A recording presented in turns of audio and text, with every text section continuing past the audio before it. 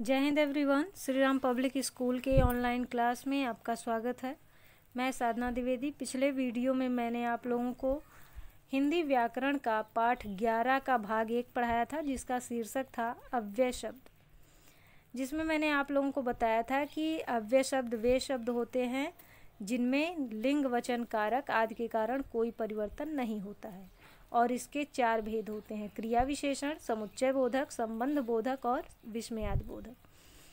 तो सबसे पहले क्रिया विशेषण था, तो क्रिया विशेषण के भेदों के बारे में मैंने आप लोगों को बताया था और उसकी परिभाषा बताई थी। आज मैं आप लोगों को अव्यय के दूसरे भेद के बारे में बता रही हूँ, जिसका नाम है समुच्चय बोधक। समुच्चय बोधक को इंग्लिश में कंजक्शन कहते हैं।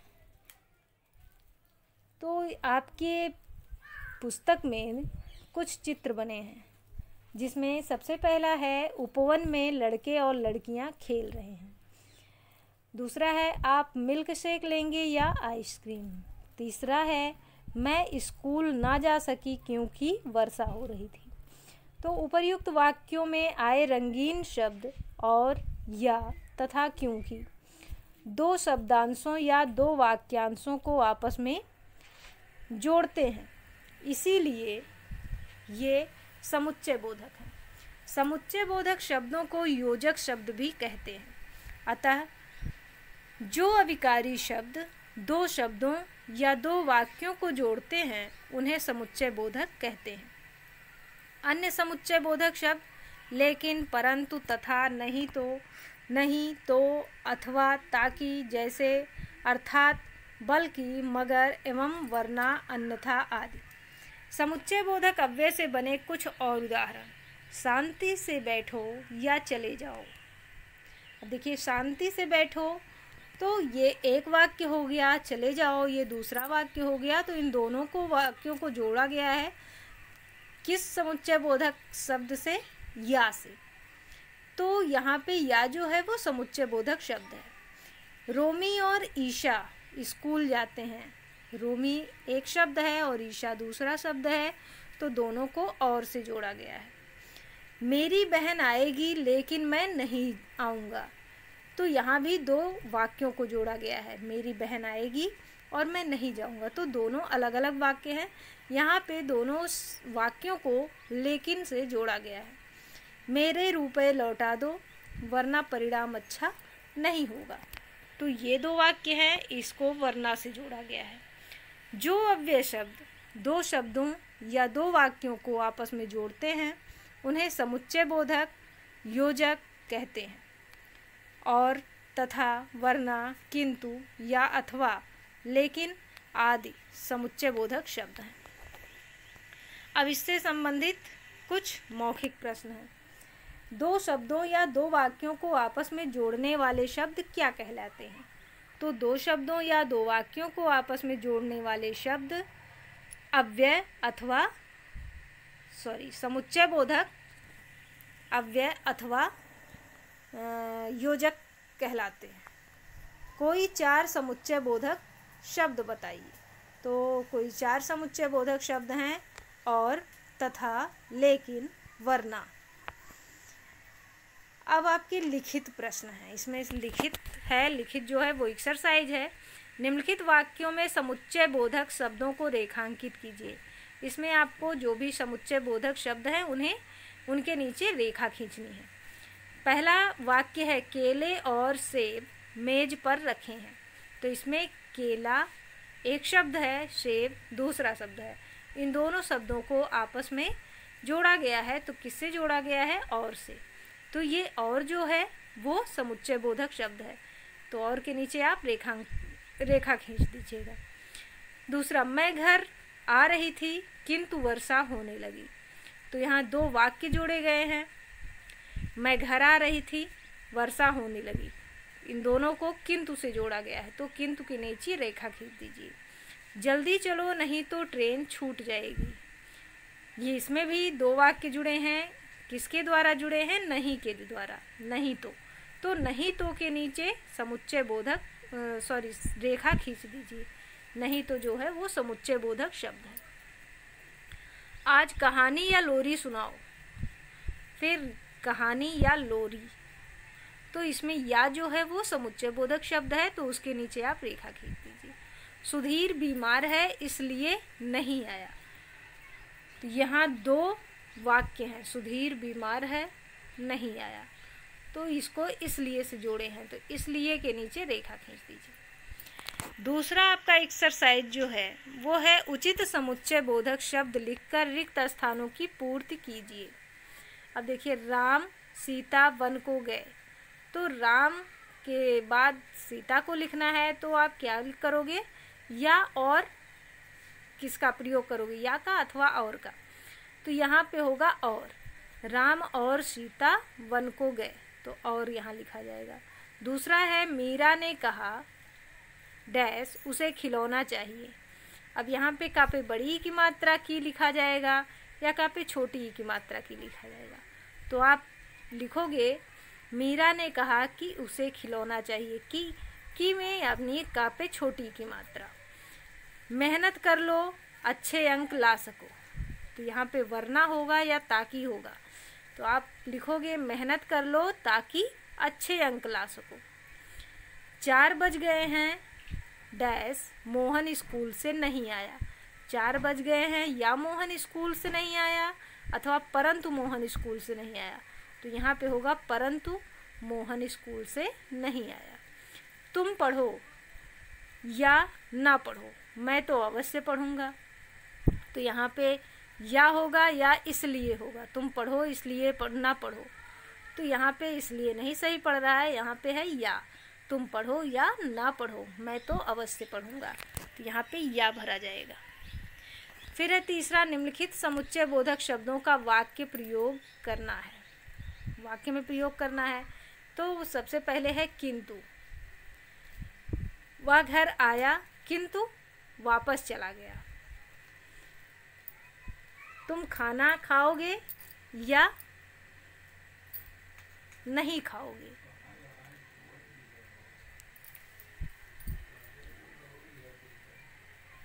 मैं राम के घर गया लेकिन वह घर पर नहीं था।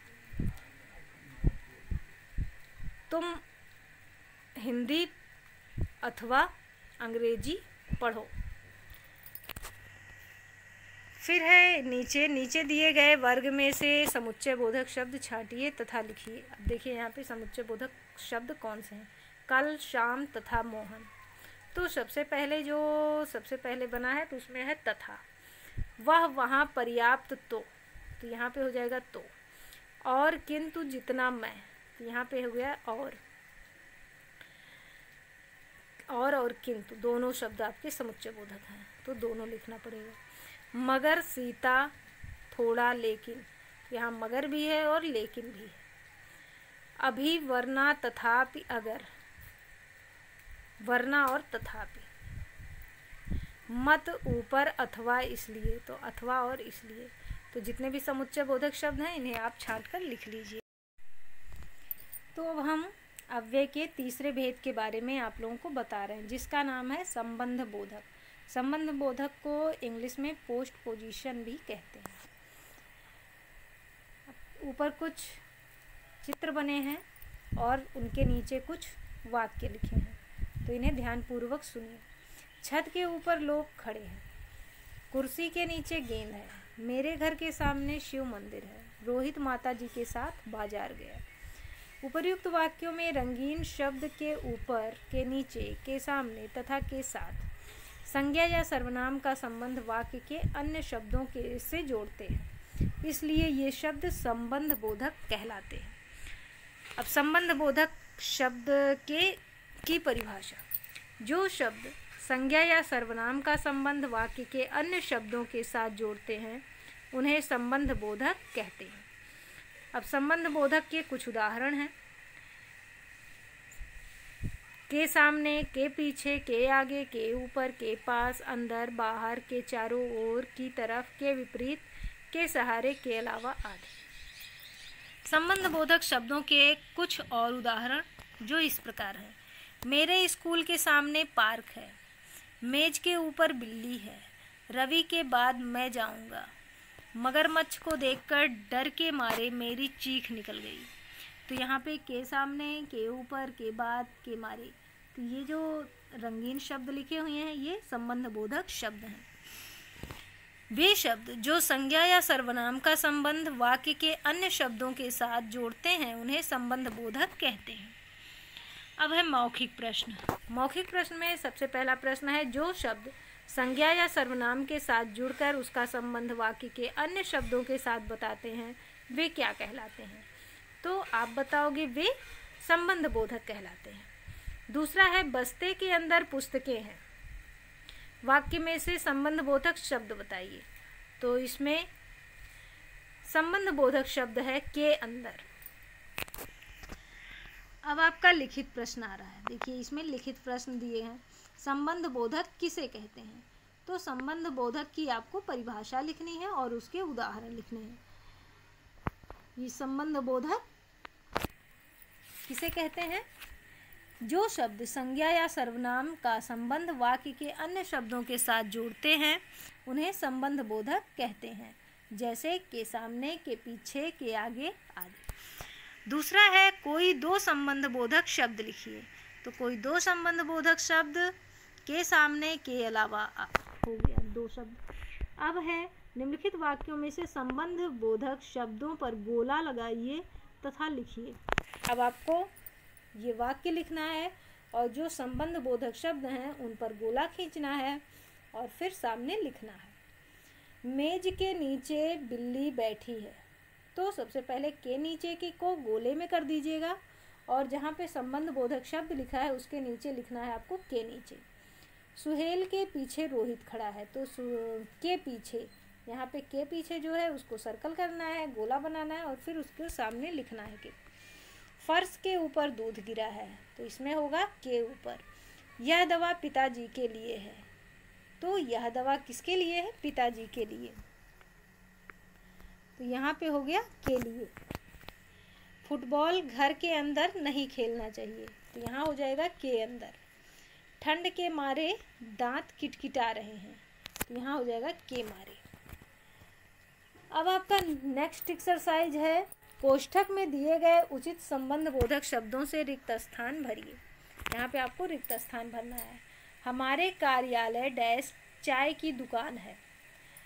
तो यहाँ पे होगा हमारे कार्यालय के बाहर चाय की दुकान है। दूसरा है, घर डैश गर्मी है। तो घर के अंदर गर्मी है। रवि डैश मैं जाऊँगा। रवि के बाद मैं जाऊँगा। गर्मी डैश बुरा हाल है। तो गर्मी के मारे बुरा हाल है। वह सीढ़ियों डैश छत पर चढ़ गया। वह सीढ़ियों के सहारे छत पर चढ़ गया। रमन पेड़ डैश खड़ा है। रमन पेड़ के नीचे खड़ा है। तो इसमें ये एक्सरसाइज इस तरीके से भरी जाएगी। फिर आपका है, निम्नलिखित संबंध बोधक शब्दों से वाक्य बनाने हैं। के ऊपर, के लिए, के अंदर, के साथ, के चारों ओर, के विपरीत। तो इन शब्दों से, इन संबंध बोधक शब्दों को प्रयोग करके एक एक वाक्य बनाने हैं।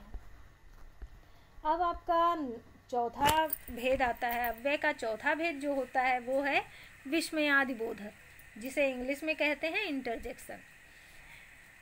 अध्यापक आनंद, इन चित्रों को देखकर बताओ कि इसमें इनसे कौन कौन से भाव व्यक्त होते हैं।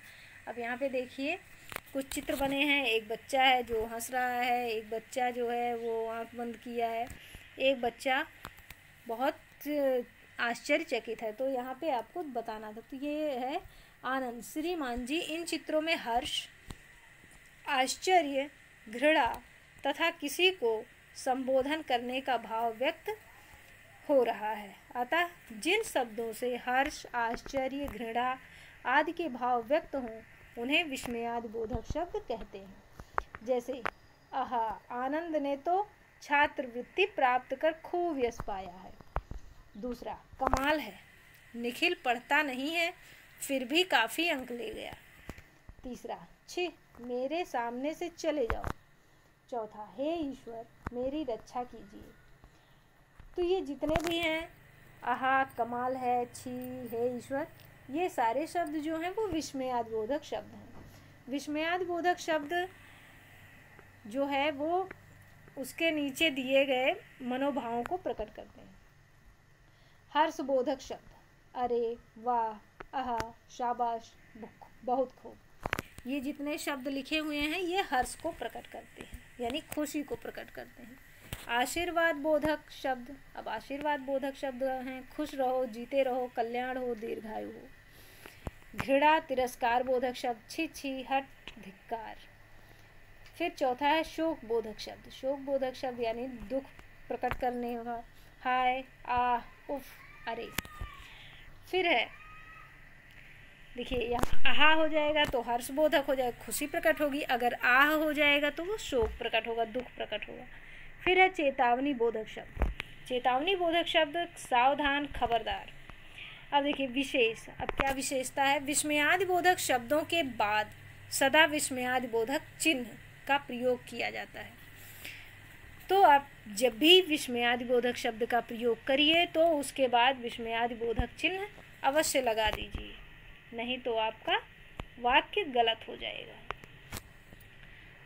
वे शब्द जो हर्ष, शोक, विस्मय, घृणा, लज्जा और प्रार्थना आदि मनोभावों को प्रकट करते हैं विस्मयादि बोधक शब्द कहलाते हैं।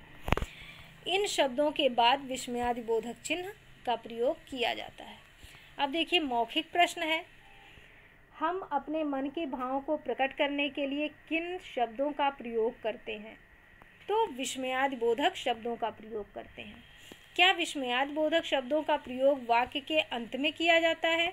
तो नहीं, विस्मयादि बोधक शब्दों का प्रयोग वाक्य के शुरू में किया जाता है। फिर है लिखित प्रश्न, कोई 4 विस्मयादि बोधक शब्द लिखिए। तो अभी आपको हमने बताया है, छी, हट, वाह, आहा, तो ऐसे 4 शब्द आप लिख दीजिएगा। फिर है विस्मयादि बोधक शब्दों के साथ किस चिन्ह का प्रयोग किया जाता है, उदाहरण देकर समझाइए। तो विस्मयादि बोधक शब्दों के साथ विस्मयादि बोधक चिन्ह का प्रयोग किया जाता है। उदाहरण आप लिखोगे छी, तो छी के बाद विस्मयादि बोधक चिन्ह लगा दीजिएगा, और आहा, छी कितना गंदा है, कितना गंदा लिख दीजिएगा। फिर है आपका निम्नलिखित वाक्यों के आगे उचित विस्मयादि बोधक शब्द लिखिए। अब कितना सुंदर उपवन है, तो उपवन को देख के यानी बगीचे को देखकर, सुंदर बगीचे को देखकर क्या होगी, खुशी होगी। तो आहा, आहा, कितना सुंदर उपवन है। बहुत गर्मी है, उफ, बहुत गर्मी है, तो यहाँ उफ हो सकता है। फिर आप कब आए, अरे आप कब आए, यहाँ पे अरे होगा। आप दयावान हैं, हे ईश्वर आप दयावान हो। फिर है तुमने दौड़ में प्रथम स्थान प्राप्त कर लिया, वाह, तुमने दौड़ में प्रथम स्थान प्राप्त कर लिया, कितनी अच्छी, कितनी गंदगी है। तो ये सारे विस्मयादि बोधक शब्द इसमें प्रयोग होंगे और प्रयोग करके वाक्य बनाइए। फिर यहाँ पे है निम्नलिखित विस्मयादि बोधक शब्दों से वाक्य बनाइए। देखिए यहाँ पे दिया है वाह, सबसे पहले आपको वाह से बनाना है, फिर बाप रे से एक वाक्य बनाना है, सावधान से एक वाक्य बनाना है, अरे से एक वाक्य बनाना और शाबाश से एक वाक्य बनाना है। तो ये सब आपको अपनी उत्तर पुस्तिका में करना है, जिसे करके आप याद भी कर लीजिएगा और